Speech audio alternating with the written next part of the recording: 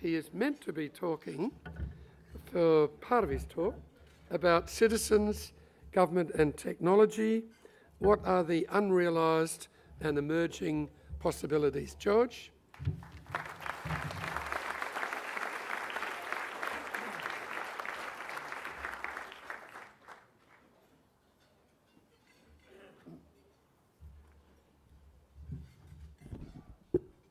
Thank you all, and if you have trouble hearing, if I'm going too quickly, just shoot your hand up and I'll slow down. Now, as we were talking before, Professor Fells reminded me of one of these debates that I covered ad infinitum in my time at the Press Gallery, which is on parallel imports. Some of you may or may not be aware of it. And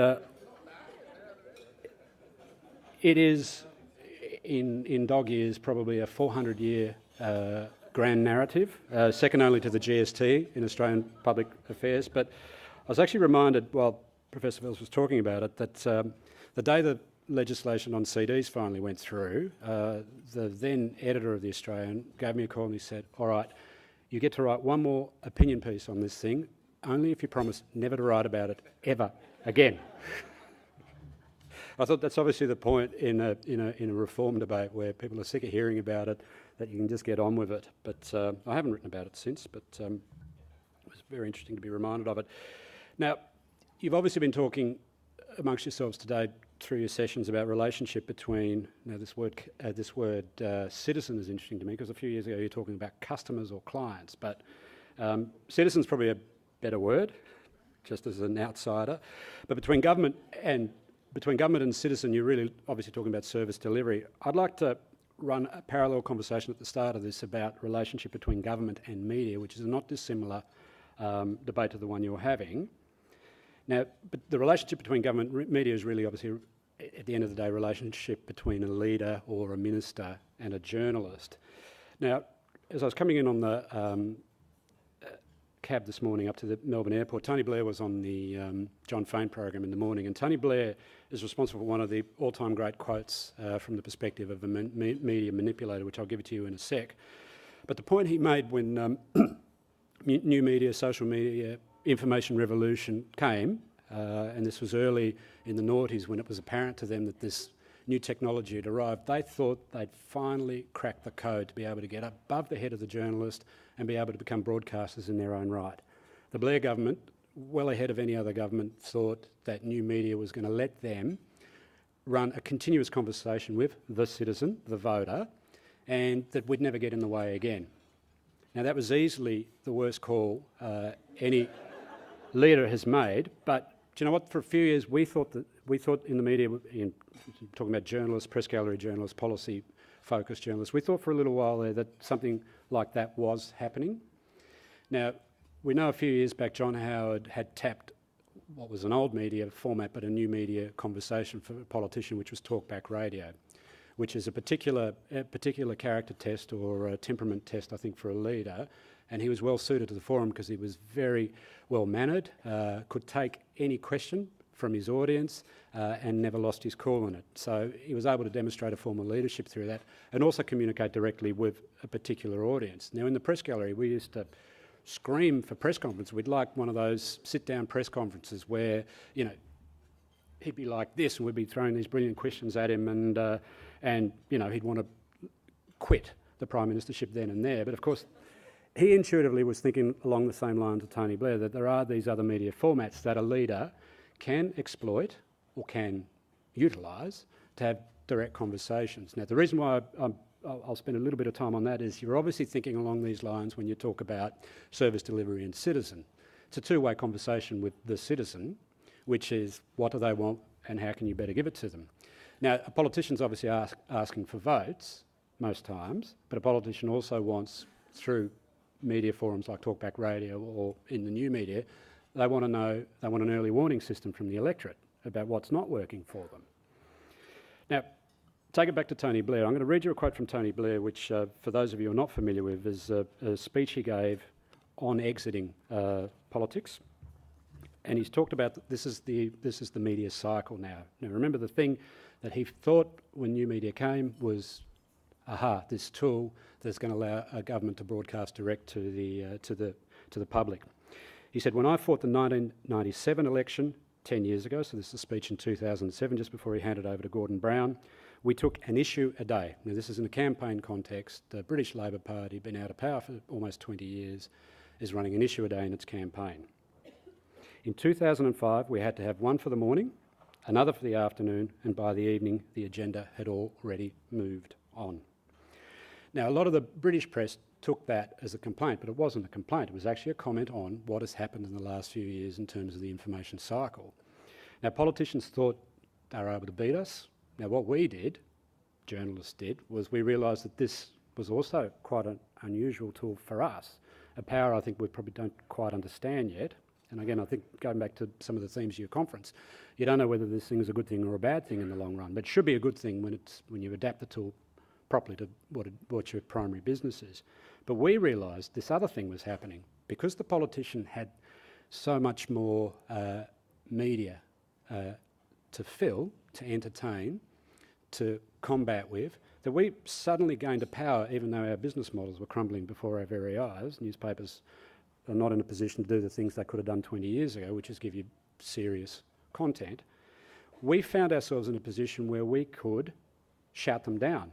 Not because of anything in particular that we'd said, but because this white wall of noise, which is modern media, was able to distract a politician. Now, what happened in the language of politics in the last few years is they started to sound like us, and that made us feel a lot better because we realised that they weren't any smarter than we were.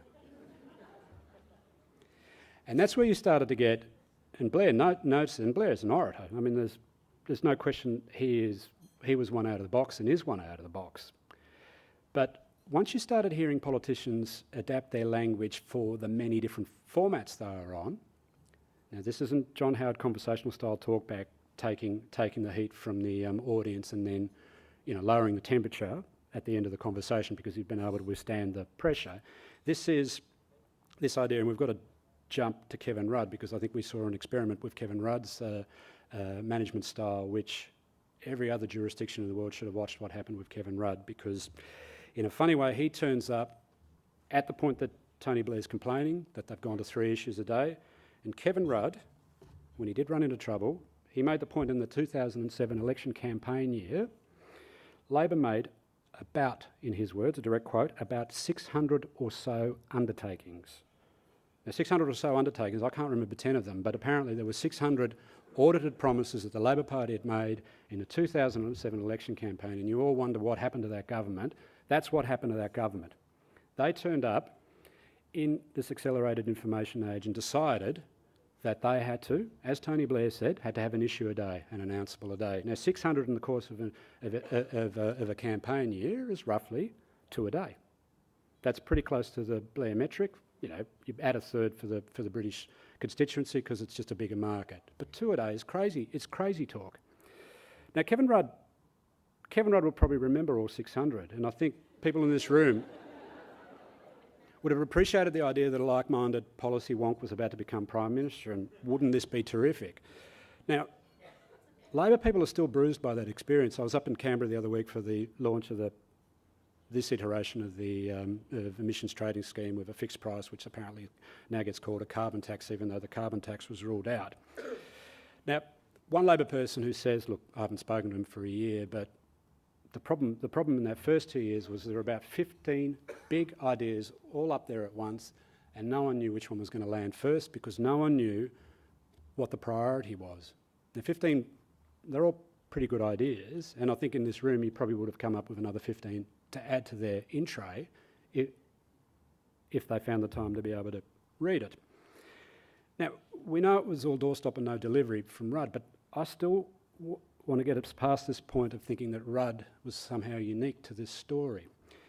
I'll pull a quote out from David Luff, who was the press secretary to John Howard, who now works for Rio, interestingly enough. Most of the political talent of the last few years has been sucked up by the 2 big mining companies. We've got a couple of national secretaries, former national secretaries of the Labor Party, for example, who work for big mining giants. Now, David made a point when we were beginning to observe, this is in a column in the Daily Telegraph a couple of years ago, when we were beginning to observe this Kevin phenomena of him being every man with a different announcement every day. And it looked to David like deja vu, because in the final year of the Howard office, when he was Prime Minister, when Kevin Rudd had made, and other people on his behalf had made 600 promises to the Australian people on behalf of the Labor Party, David Luff made the following point. In 2007, the Department of Prime Minister and Cabinet, which a few of you will be familiar with, provided about 7,500 detailed documents or briefings for the PM. 20 a day, every day. David's point was John Howard is to blame. Centralisation expanded on his watch. To cope with his hands-on approach, PM&C evolved to giving competing, complementary advice independent of others. So in a sense, what happened to the Prime Minister's department was the reason why he wanted 20 pieces of paper a day was Kevin was driving them crazy because he had an idea a day. Now, to the journalists, and I'll take this back a bit, what we were observing then looked like the new normal, but it couldn't be. You can't, in government, have 20 pieces of paper flying across the Prime Minister's desk every day. You can't tie up a department trying to second-guess an opponent who's going to make 600 promises in a year. That is not normal. Now, when I sat down after the last election and wrote the quarterly essay, I had a joke in the start about if Rupert asked me, I would resign because Julia Gillard doesn't want to talk the country up and Tony Abbott keeps talking it down. Now, what we saw last year, of course, was something a little different. Last year was third Liberal leader, second Labor Prime Minister, neither of them probably expected to be in that job. The hollowness of that election campaign might have something to do with the circumstances in which they found themselves, which is, you know, oh, I'm leader, am I? I know this has been my lifelong ambition, but what am I going to talk about? One of the things that happened to the two parties last year was that they realised that they were living in terror of the electorate. They were afraid of saying anything remotely constructive or out there to the electorate because the electorate had got to this point, and I think this is the electorate's reaction to things that Tony Blair was observing, things that Kevin Rudd did, things that John Howard did. The electorate were bamboozled by these agendas because it didn't make any sense to them. Now, obviously, they're feeling a bit pressured as well because we're in an elevated terms of trade situation, and Australia today, to my mind, does start, and it's well before my corporate memory, but trust me, I've done a lot of reading on it because I'm writing a book that has a good section on the 70s, but it does feel like what the oil shock felt like in Australia in the early 70s. You had both sides of politics literally going crazy because they couldn't get a read on the electorate. The electorate did not know what it wanted from its government, but the electorate did sense, because elevated terms of trade are usually a sign of something about to blow. Now, of course, there's a deep global recession in 75, we had a deep one in 2008. Coming out of that experience in 2008, our political system is behaving no differently to the recessed economies around the world. Now, part of that is economic cycle, but part of that is also this sense that what we're going through now can't be normal, like it can't last forever. Hence, the introduction to the quarterly essay. If I have to cover another election campaign, I won't cover it. There's no way I'll sign up for another election campaign like that. Now, I suspect if I'm thinking this, and a lot of people have been thinking this for a few years, and the electorate had the brains to hang the parliament, as it's hung the UK Parliament, as it hung consecutive parliaments in Canada before they went to small majority government. Different system, obviously, in the US, but they've got a divided government in the US. Given that the electorate is starting to throw all the balls in the air and doesn't want to stick to a particular party, what they're looking for is somebody to work it out for them. So we may be in this creative destructive process in public life now, where we might be going through a few leaders like we did in the late 60s, early 70s. Which isn't going to be a bad thing if we come out all right at the other end. Now, the problem with that is something has to go wrong in the real economy, and because we've been growing almost uninterrupted for the last 20 years, one of the reasons our leaders don't look like they know what to do with the future is they haven't had to problem solve in the sorts of crises that people in the 80s and 90s had to problem solve. Now, I'll take it back to technology. The temptation with technology is because you've got all this extra information, you think you can solve the world's problems. It's possible to view this thing, and we go back to the citizen, they are in a position now to contest everything you do, which in one respect is not a bad thing. But the warning I'd give now is the expert is still in this room, it's not out there in the electorate. They can tell you what's not working, but you have to work out how to fix it for them. If you ask them how to fix it, they've lost all faith in you. And that's what both political parties did last year. They were asking people to tell them what the solution was. Now, there's been a bit of research around this space done. The feedback in the focus groups out of the last election was, yes, it was awful, but Why do they keep coming back to us asking us for the solution?